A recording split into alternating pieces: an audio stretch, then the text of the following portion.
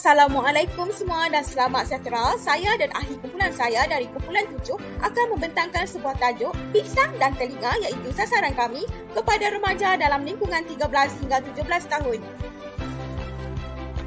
Sebelum kita pergi dengan lebih lanjut, saya akan terangkan apa itu fonetik auditori. Apa itu fonetik auditori, kawan-kawan? Fonetik auditori ialah kajian fonetik yang mendeskripsikan cara bagaimana kita memproses bunyi-bunyi yang diterima melalui telinga dan cara bunyi-bunyi tersebut diinterpretasikan. Penutur menukarkan maklumat yang hendak disampaikan dalam bentuk kod-kod yang tertentu seperti bunyi, kata dan ayat, manakala pendengar pula mentafsir maklumat ini dalam otak bagi menjadikannya sesuatu yang bermakna dalam komunikasi yang berlangsung. Baiklah, saya akan menerangkan mengenai Banana Sound Chart dan kaitannya dengan remaja yang mengalami masalah pendengaran. Apa itu Banana Sound Chart? Banana Sound Chart ialah sebuah audiogram yang digunakan untuk menggambarkan kepekaan pendengaran. Pertuturan kita terdiri daripada nada dan bunyi pada kelantangan yang berbeza dan dalam julat frekuensi yang berbeza. Banana Sound Chart adalah gambaran visual bunyi ini sebagai konsonan dan vokal pada audiogram. Audiogram ini terdiri daripada frekuensi yang diukur dalam hertz, bermula dengan frekuensi yang lebih rendah di sebelah kiri dan bergerak ke frekuensi yang lebih tinggi di sebelah kanan. Bergerak dari atas ke bawah audiogram pula mengukur kekerasan iaitu dalam desibel. Salah satu penggunaan Banana Sound Chart adalah untuk membantu memahami secara visual bunyi apa yang tidak dapat didengar. Ini adalah alat kaunseling yang sangat baik bagi guru untuk memahami mengapa pelajar mereka dapat mendengar suara atau kata-kata tertentu tetapi tidak yang lain. Kehilangan pendengaran ini meningkat sedikit demi sedikit apabila otak terbiasa tidak mendengar frekuensi atau bunyi tertentu. Berbeza dengan pelajar yang mempunyai pendengaran normal, mereka boleh mendengar dan memahami keseluruhan spektrum pendengaran. Oleh itu, penggunaan Banana Sound Chart ini dapat mengenal pasti pelajar yang mempunyai masalah pendengaran bermula tahap ringan, sederhana, teruk dan sangat teruk.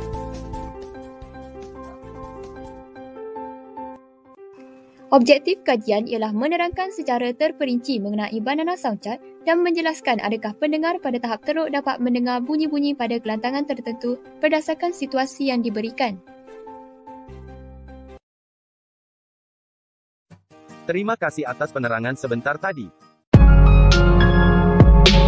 Seterusnya, kita lihat bagaimanakah pendengar mendengar tuturan.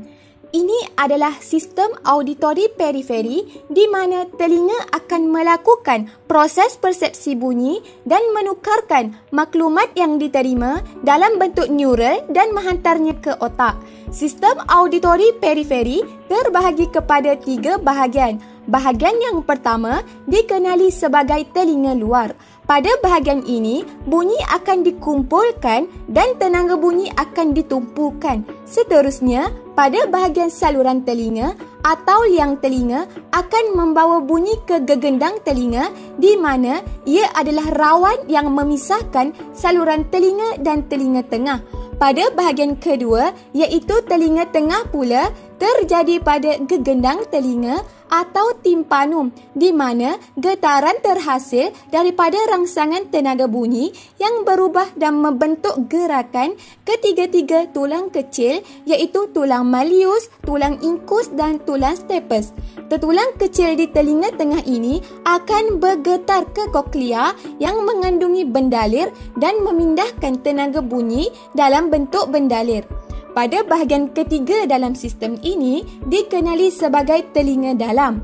Pada bahagian ini mengandungi koklea iaitu cengkeram saraf istimewa yang akan mengutip gelombang bunyi dalam bendalir dan menjana impas saraf. Manakala bahagian saraf pendengaran dalam telinga akan membawa impas saraf daripada koklea ke otak di mana tempat bunyi diterima dan didengar sebagai bunyi.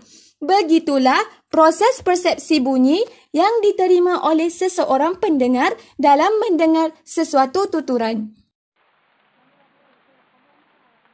Sebelum saya berikan gambaran apakah itu pertuturan pisang ataupun Banana Sound Chart, pertama sekali saya akan membuat audiogram untuk menunjukkan tahap kehilangan pendengaran seseorang. Baiklah, kita akan guna sebanyak 8 kotak secara mendata dan 14 kotak secara menegak. Kemudian pada paksi X kita akan mula meletakkan nilai yang mana bermula dengan nilai 125, kemudian 250, 500, 1000, 2000, 4000 dan 5000 Hertz. Okey.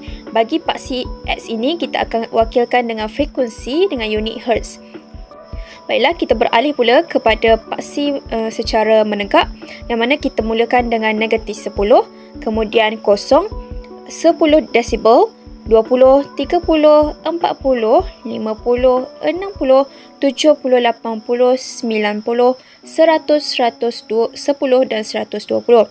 Bagi paksi Y ini, kita akan wakilkan dengan tahap kenyaringan dengan unit desibel iaitu dB. Baiklah, kita beralih pula kepada sebelah kanan. Sebelah kanan ini adalah tahap kehilangan pendengaran yang mana pada negatif 10 hingga 25 adalah tahap pendengaran yang normal. Kemudian pada 25 hingga 40 ia merupakan tahap pendengaran masalah pendengaran yang ringan.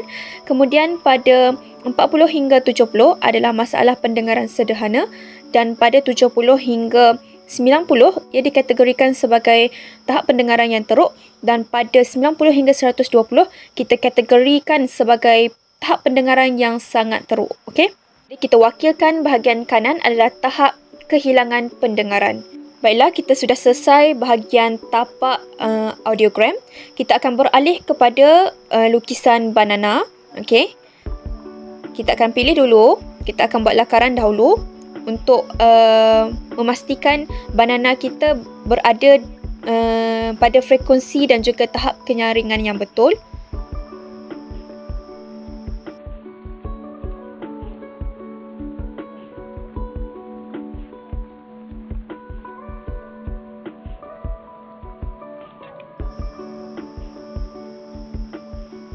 Baiklah, selesai kita punya lakaran, kita akan lukis banana sound chart. Okey.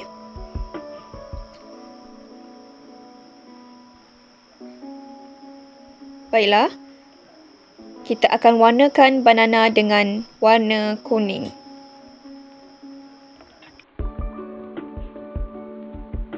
Baiklah, selesai untuk rajah pisang. Okey, kita akan masukkan fonem bermula dengan huruf V terlebih dahulu. Okey, diikuti dengan PK iaitu pada frekuensi 2000 hingga 4000. Pada 4000 hingga 5000 Hz, kita akan ada 3 fonem iaitu F, TH dan juga S. Kita beralih pula kepada tahap kenyaringan 40 hingga 50 iaitu pada frekuensi 125 hingga 250 akan ada fonem I dan J. Pada 250 hingga 500 Hz akan ada huruf fonem U, Z, M, B, D, N dan A. Pada frekuensi 500 hingga 1000 kita akan ada fonem O dan juga U. Kemudian pada fonem 1000 hingga 2000 akan ada C dan H.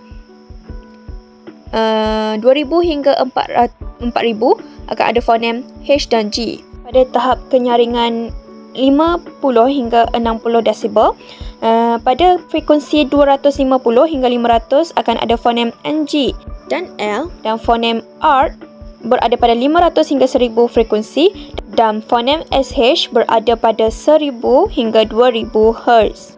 Okey, berdasarkan rajah ni, kita pergi kepada yang pertama, tahap kehilangan pendengaran normal, yang mana bunyi-bunyi yang ada pada tahap pendengaran normal ini seperti bunyi daun gugur, bunyi burung berkicau dan bunyi titisan air. Bunyi ini memang sukar didengar walaupun bagi orang yang normal. Begitu juga pada tahap-tahap yang seterusnya, bunyi-bunyi yang ada pada sesetengah tahap itu tidak akan dapat didengar dan mereka hanya dapat mendengar pada tahap kenyaringan yang lebih tinggi. Okey.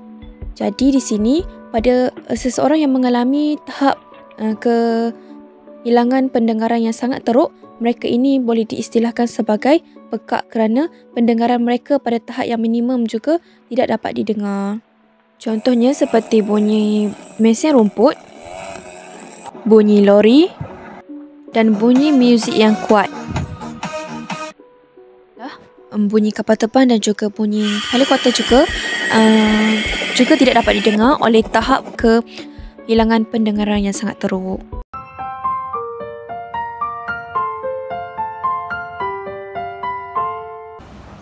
Baiklah, pada hari ini saya akan menunjukkan penerimaan bunyi oleh seorang individu yang mempunyai pendengaran normal iaitu hingga 20 desibel dikenali sebagai individu A, dan seorang individu yang mempunyai masalah pendengaran teruk iaitu 55 hingga 70 desibel dikenali sebagai individu B.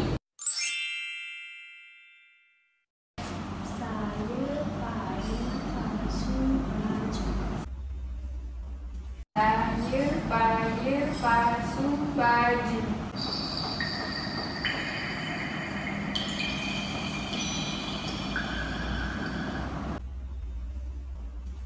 Kedengaran bunyi air yang sedang menitik.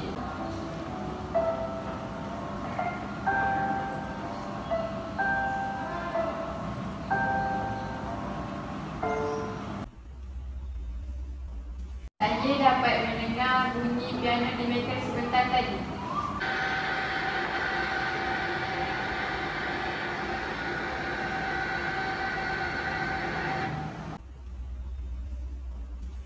Saya mendengar satu bunyi yang kuat seperti kapal terbang sedang berlepas.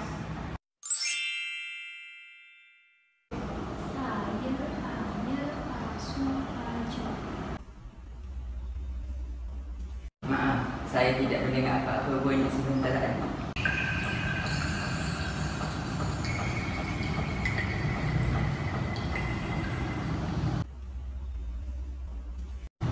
Saya masih tidak dapat mendengar apa bunyi yang telah disampaikan.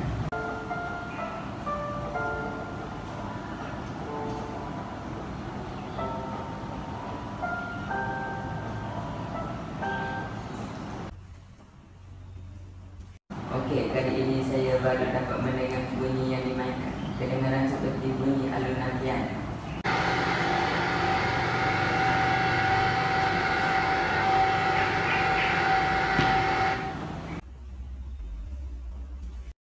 Saya dapat mendengar dengan jelas bunyi sebuah kapal terbang. Baiklah, di sini dapat dirumuskan bahawa individu A dapat mendengar keempat-empat situasi yang dimainkan, manakala individu B hanya dapat mendengar dua bunyi situasi sahaja iaitu bunyi piano dan bunyi kapal terbang. Setelah kita melihat cara bacaan Banana Sound Chart untuk mengetahui tahap-tahap masalah pendengaran, kita juga ingin melihat kelebihan dan kelemahan penggunaan Banana Sound Chart. Terlebih dahulu, kita lihat kelebihannya. Agak-agaknya, apa kelebihan penggunaan Banana Sound Chart ya?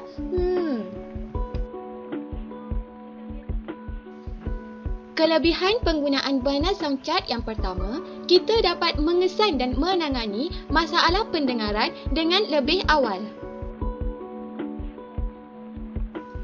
Manakala, bagi kelebihan yang kedua, kita dapat membantu remaja untuk memilih alat bantu pendengaran atau implan koklear yang bersesuaian dengan tahap masalah pendengaran yang mereka hadapi. Yang ketiga pula, kita dapat mengetahui bunyi dan ujaran yang berbeza berdasarkan situasi yang terdapat dalam Banana Sound Chart. Kelebihan penggunaan Banana Sound Chart yang keempat, remaja yang boleh mendengar bunyi pertuturan akan lebih mudah meniru, memahami dan mempelajari bahasa pertuturan jika dibandingkan dengan remaja yang tidak dapat mendengar semua bunyi pertuturan, ekoran daripada mereka mempunyai masalah pendengaran pada tahap yang teruk. Seterusnya, kita lihat pula kepada kelemahan penggunaan Banana Sound Chart. Agak-agaknya, apa kelemahan penggunaannya ya? Kelemahannya ialah penggunaan Banana Sound Chart memerlukan masa yang agak panjang untuk menganalisis data bagi mengetahui tahap-tahap masalah pendengaran.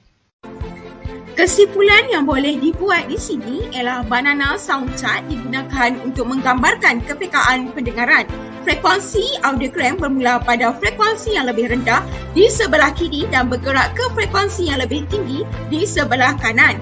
Terdapat juga kelebihan dan kelemahan penggunaan Banana Sound Chart dalam ujian pendengaran seperti dapat mengesan dan menangani masalah pendengaran lebih awal, dan kelemahannya pula ialah Banana Sound Chart memerlukan masa yang panjang untuk menganalisis data. Ini pula merupakan rujukan yang kumpulan kami rujuk sepanjang menyiapkan projek ini. Itu sahaja daripada kumpulan kami, Pisang dan Telinga. Mohon undur diri dahulu. Sekian, terima kasih. Jumpa lagi. Bye.